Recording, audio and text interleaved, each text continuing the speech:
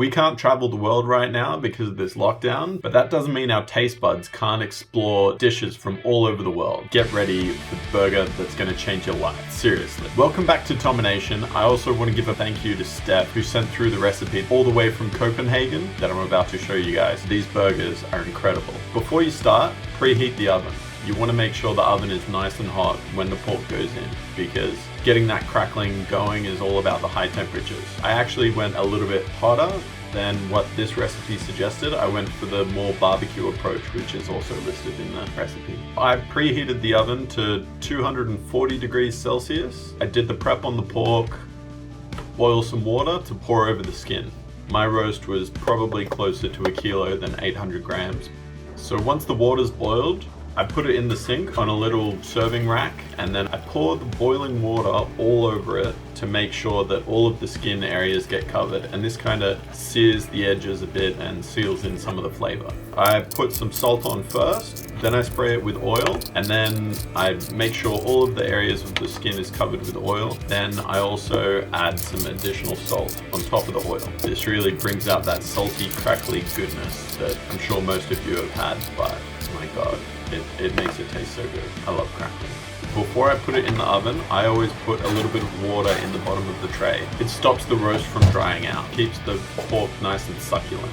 This is a very straightforward recipe, and these are the ingredients which I used. I've included a copy of the recipe in the description below. While the pork was cooking, I got a little bowl set up, I got my chopping board set up, I got the things that I needed to cut in one area, and I got the things that I needed to make into the sauce in another area, so that it was very simple when I came back to it. The additional lights that I set up in the kitchen in one of my previous videos was actually really beneficial. If you want to see how to install some LED lights in your kitchen, check out this video.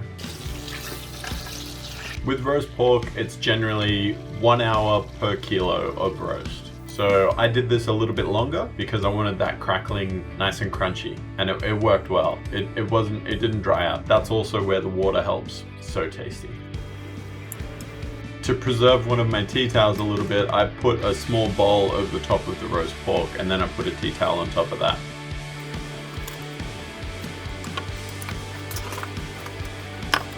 So you want to heat your cabbage up in a small fry pan. When I opened the pickles, I spilled a bunch of pickle juice all over the floor, which I wasn't too excited about, but these things happen. Cut the gherkins into slices.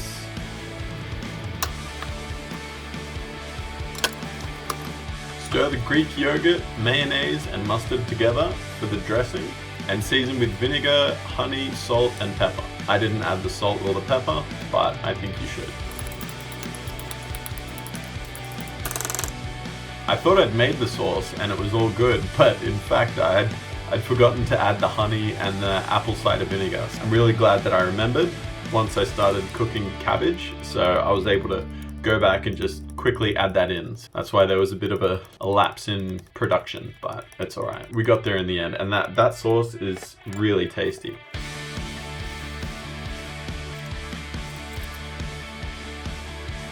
Cut the roast pork into 8 slices and put 2 slices on each of the buns so that it's spread evenly and it's a good amount. Don't be stingy.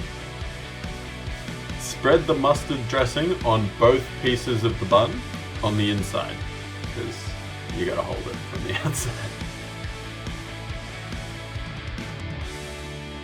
Add the thin slices of fresh apple, red cabbage, and gherkins, as well as all the other ingredients.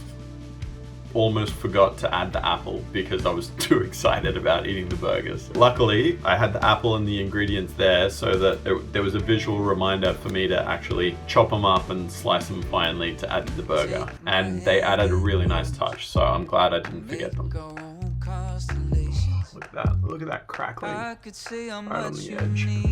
Going for that bite. Words never sound quite right. Let's find our own kind of language. We searched the whole world and all around it. Didn't know what we were looking for till we found it. Lots of good flavors. Whoa. That is amazeballs. By some kind of miracle, the last bite has a good chunk of crackling in it. Oh, the Danish really know how to make a tasty pork burger. Oh my god. Now I'm just so satisfied. Now I just gotta stop myself from eating the rest of the crackling. Oh, what a night. Pretty easy to cook as well because most of the time taken is just waiting. Start off, just prep the pork, chuck it in the oven.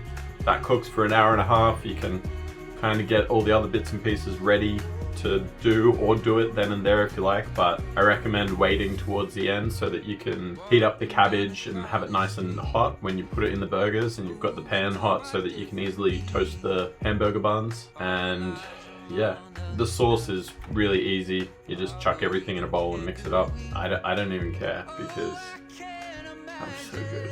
If you liked anything that you saw, be sure to hit the thumbs up button and hit the subscribe if you want to see more videos like this, or videos different to this, because I also have those. Thanks guys. Big shout out to my nephews. Happy birthday. I had a good chat with them. Louis gave me an interview, which was pretty fun. He asked me a bunch of questions about where I grew up and what I like to do. So that was pretty cool. He also did a portrait of me, which was part of his assignment. I don't remember the last time I had somebody draw me. Thanks for that. I hope you end up cooking this. If you do, let me know in the comments below.